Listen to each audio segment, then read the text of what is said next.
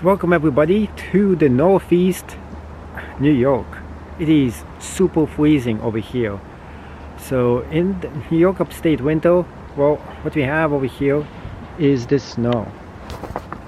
And this is a critical review of the Hybrid XLE edition.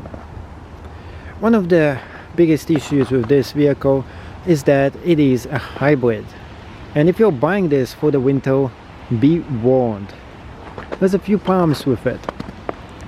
The engine, because it is a hybrid, it's all electrical.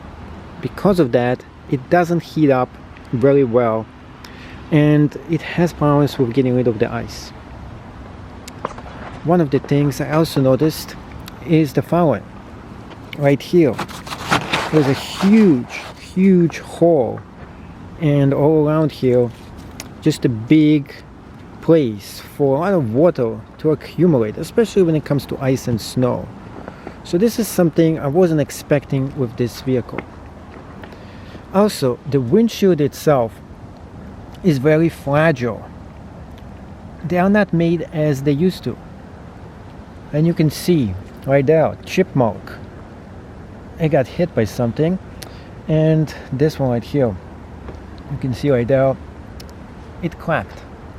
So I would need to buy a brand new windshield now after this.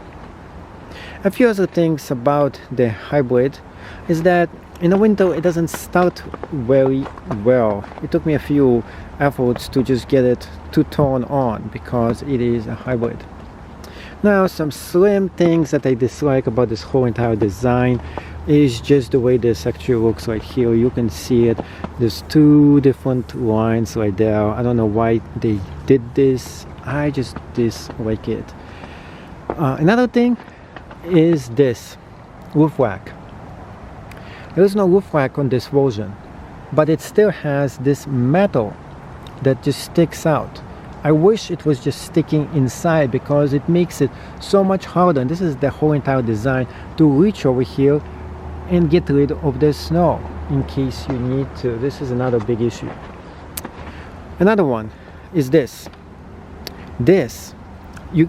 Now usually when it comes to winter, you want to move those up. Unfortunately, the back one doesn't move up. That's it. You can't move it anymore up. You can't move it all the way up.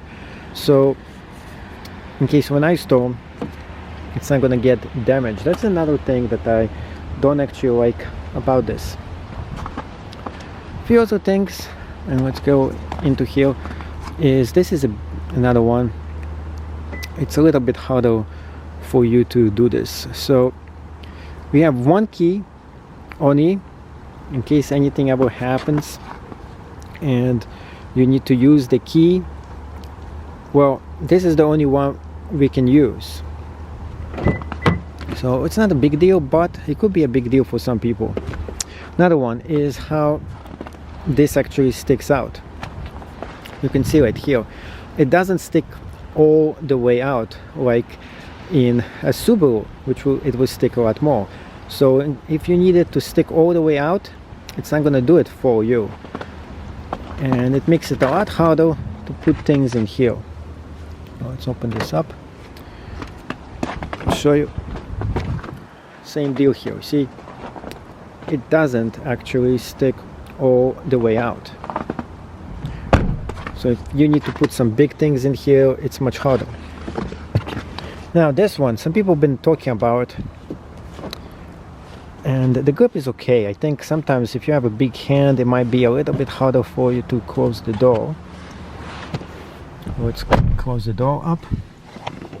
And now into the interior, the whole control system here.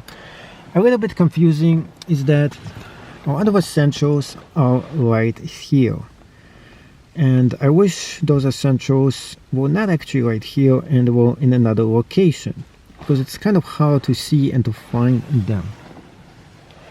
Now let's go ahead and turn this on. This is another big issue I have with this car. Put this on, and I'm going to be turning it on. It's on. It actually is on. And the thing is, you don't really know that this vehicle is actually on, except for this right here. It's kind of hard to tell, but now the engine starts on right now. The thing is, the engine itself doesn't heat up the same way as a normal vehicle does. Because of that, the ice itself doesn't melt the same exact way. So if you're getting this for winter driving, I think this is not the perfect vehicle for you to get. Now you can see right there, this windshield cracked right here, so I'll be replacing that soon. I don't know if you can actually see it from here or not. A few other issues this vehicle actually has. Now those are small issues for some people, but I wanted to show you everything about this car so you know. The controls. In some vehicles, the controls are easy for you to actually use. In this specific one, it's much harder. I like manual controls, like in Subaru, you can just turn all the features on. Over here, you have to hunt for them. You don't know which one is which without distracting yourself and looking right here and trying to figure it out. So make sure you set this exactly where you need to before you actually drive, because when you're driving, you really don't know what you're setting this on. Now, one thing that people don't know is XLE version does have a feature that gets rid of all the ice from the windows. And if you need to do that, there's two ways for you to activate it, and you have to use both ways. One is to press on this button right here, this one that you press on the windshield. That actually also turns on the wiper heat too. But another button that you need to press on with the heated mirrors will be the rear button right here and the front one. But actually this one is the one that's gonna turn for you the defroster for the mirrors, which is also another issue.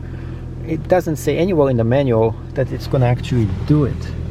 Now we have the gas engine just kick on right now. You can see right here the engine is on and the battery. Now this is cool, but it is totally distracting. This is something I didn't think about this way, but right now it's like, why is this actually here? I really don't want to actually watch this all the time, every time, to know what is on, where it is on. So we can get rid of it by pressing on buttons over here. Also, this seems to be an afterthought. It seems like a cheap addition to a very good, thoughtful vehicle. I really wish it was on the Honda or a Subaru. It was actually built into the dashboard. They could have just built it into the dashboard and put it right here, a little bit on the bottom of it here. So it's kind of is distracting. In some ways, it's not distracting enough that you can see over here.